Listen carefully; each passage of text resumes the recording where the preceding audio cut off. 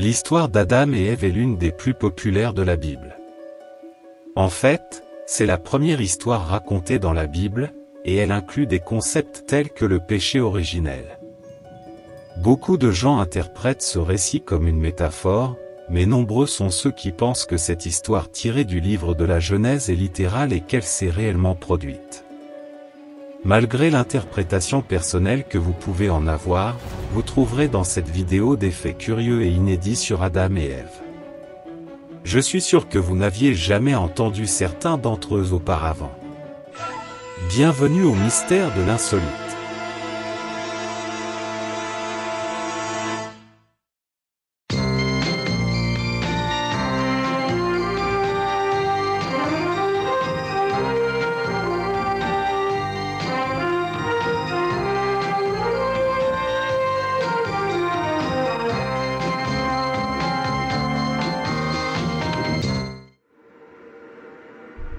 Y a-t-il d'autres histoires similaires à Adam et Ève?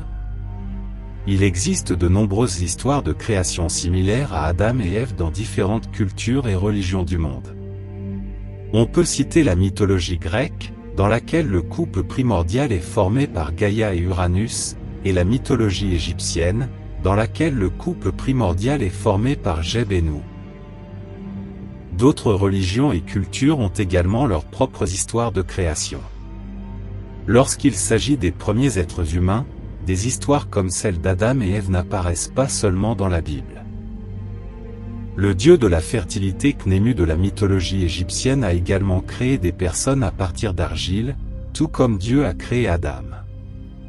Il en va de même pour le dieu Prométhée de la mythologie grecque, une divinité du feu qui a créé les premiers êtres humains. L'histoire d'Adam et Ève contenue dans la Bible emprunte des éléments au mythe babylonien de la création Enuma-Élie et à celui de Gilgamesh, un héros épique de Mésopotamie. Dans la première histoire, la poussière est utilisée pour créer des humains. Dans le second mythe, les dieux créent un compagnon masculin pour Gilgamesh. Dans un autre, le héros perd l'immortalité après être tombé dans le piège d'un serpent. Cela ne vous semble-t-il pas familier ? Quel est l'emplacement du jardin d'Éden? Vous vous êtes peut-être demandé où se trouvait le jardin d'Éden, mais sachez que l'emplacement exact de l'endroit où Adam et Ève ont vécu, décrit dans la Bible comme le premier foyer humain, est inconnu et très controversé, bien que nous puissions trouver quelques indices dans la Bible. Certaines interprétations bibliques suggèrent qu'elle pourrait avoir été située dans la région où les fleuves Tigre et Euphrate se rencontrent actuellement en Mésopotamie. Plus précisément dans Genèse 2h10, où il est dit, un fleuve sortait d'Éden pour arroser le jardin, et là, il se divisait et devenait 4 fleuves. Puis il mentionne leurs noms, Pishon, Gihon, Hiddekel, qui serait le fleuve Tigre, et Phira, qui serait le fleuve Euphrate. Cette allusion a donné lieu à des spéculations selon lesquelles le jardin d'Éden serait situé en Mésopotamie, les actuels Irak et Koweït, ou dans l'actuelle Turquie, voire en Arménie. Bien que l'emplacement spécifique n'ait pas été trouvé, jusqu'à présent. Cependant, l'hypothèse selon laquelle le site serait réel n'est pas acceptée par toutes les interprétations religieuses et scientifiques. Le jardin d'Éden est davantage identifié comme une métaphore ou une légende, et non comme un lieu historique réel. Adam avait-il une autre femme en plus d'Ève? Contrairement à ce que beaucoup de gens pensent, Adam a eu une première femme, et ce n'est pas d'Ève qu'il s'agit. La première femme d'Adam s'appelait Lilith, qui a été bannie du jardin d'Éden pour avoir désobéi à son mari. Lilith, qui est présente dans la mythologie juive, a fini par devenir un démon. Ce n'est qu'alors que Dieu a créé la deuxième femme d'Adam, Ève, à partir d'un des os d'Adam. Et c'est là que la traduction devient délicate. La plupart d'entre nous pensent qu'elle provient d'une côte, ou du moins c'est ainsi que cela a été traduit de l'hébreu. Ève est-elle issue de la côte d'Adam? Presque tout le monde croit que la première femme, Ève, a été créée à partir d'une côte d'Adam. Mais le mot original utilisé est Tisla, qui, même s'il a été traduit par côte, désigne en fait le côté du corps ou les membres latéraux à l'axe vertical d'un corps humain debout. Cela signifie qu'Ève aurait pu être fabriquée à partir de n'importe quelle partie du corps d'Adam. Certains théologiens désignent la crosse comme l'os à l'origine d'Ève. La crosse est un os qui flotte à l'intérieur du pénis. Mais contrairement à de nombreux autres mammifères, comme les chiens par exemple, les humains ne possèdent pas l'os sac dans l'organe génital masculin. Mais la théorie de ces théologiens dit que puisqu'Ève en aurait été faite, par conséquent les générations suivantes sont nées sans cet os. Adam et Ève avaient-ils un nombril? C'est une question très courante, après tout nous parlons des premiers êtres humains. Il n'existe aucune preuve biblique indiquant qu'Adam et Ève avaient un nombril. La description de leur apparence physique n'est pas détaillée dans la Bible. Mais pour les chrétiens fondamentalistes, cette question est indiscutable, car comme le nombril est le point où le bébé est relié au placenta avant de naître, beaucoup pensent qu'il n'avait pas de nombril.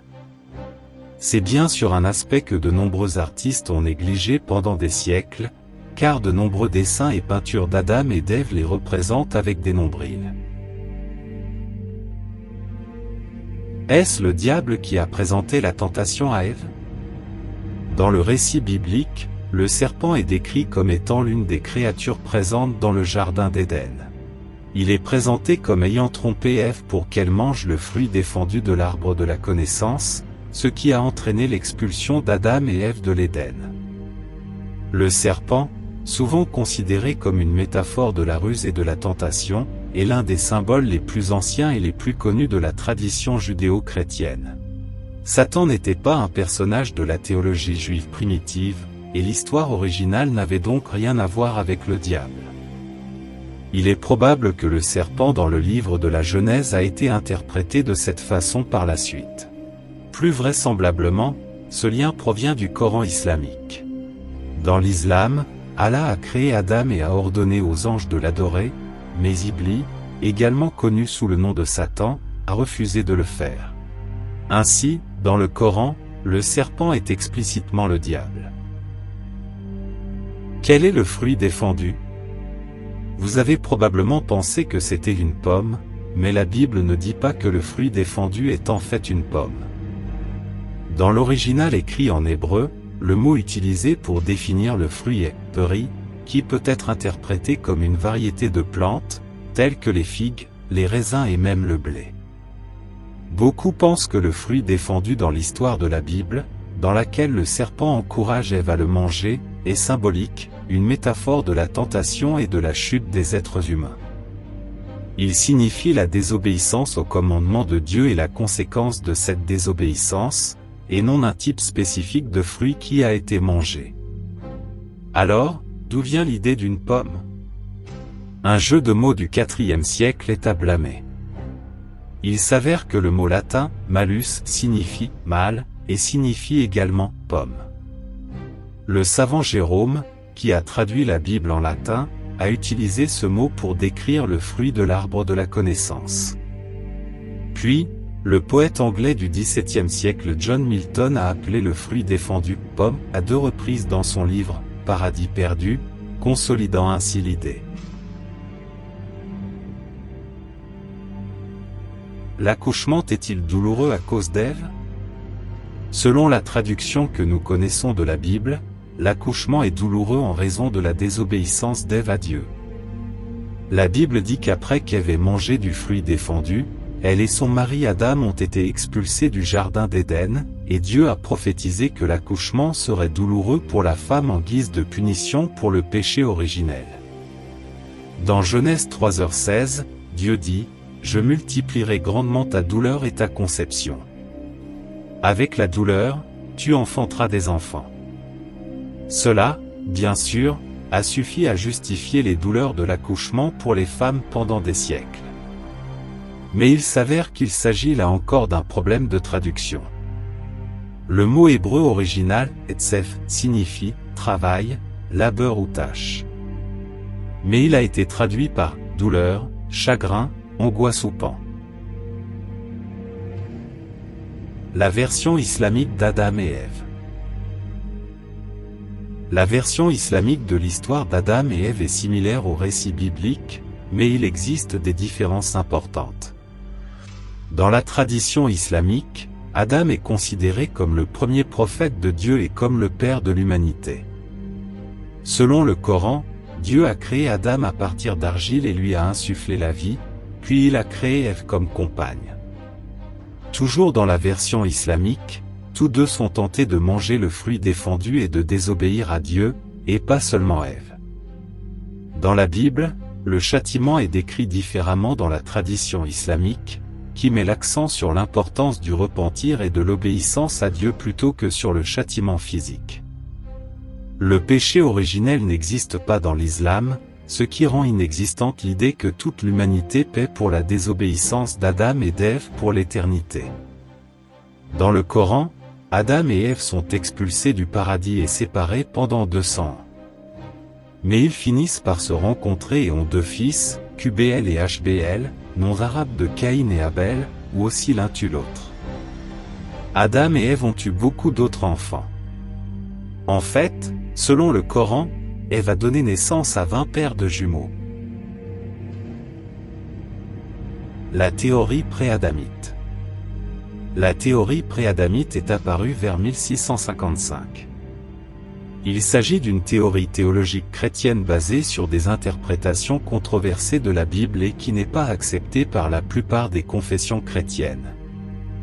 Selon cette théorie, il y avait des êtres humains avant Adam.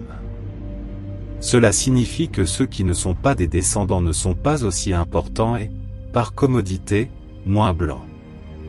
Sur la base de cette idée, il est clair que la théorie pré-adamique a été créée uniquement dans le but de justifier l'asservissement des Africains et des Indiens. La génétique d'Adam et Ève. Dans la science, Adam et Ève apparaissent aussi. L'Adam Y chromosomique est défini comme le dernier ancêtre commun, dont tous les êtres vivants descendent patrilinéairement. Ève mitochondriale est le dernier ancêtre commun, par filiation matrilinéaire, de tous les humains vivants. Selon une étude, l'Ève mitochondriale a vécu il y a environ 100 000 à 230 000 ans. Le chromosome Y d'Adam, quant à lui, a probablement vécu environ 75 000 ans avant Ève. Ce sont, bien sûr, les ancêtres mitochondriaux communs des humains modernes. Ils ne se sont pas accouplés et n'ont pas nécessairement été les premiers humains à vivre sur Terre. Mais ils montrent génétiquement les débuts de nombreuses caractéristiques que nous portons dans notre ADN jusqu'à aujourd'hui. Dans cette vidéo, vous venez d'apprendre quelques curiosités sur Adam et Ève. Si vous en connaissez d'autres, écrivez-les dans les commentaires. Et n'oubliez pas de donner vos impressions et vos suggestions à la chaîne, en n'oubliant jamais de donner un like et de partager cette vidéo avec vos amis. Et ne manquez pas la prochaine vidéo de la chaîne, avec une autre curiosité mystérieuse. Rendez-vous dans la prochaine vidéo des mystères de l'insolite.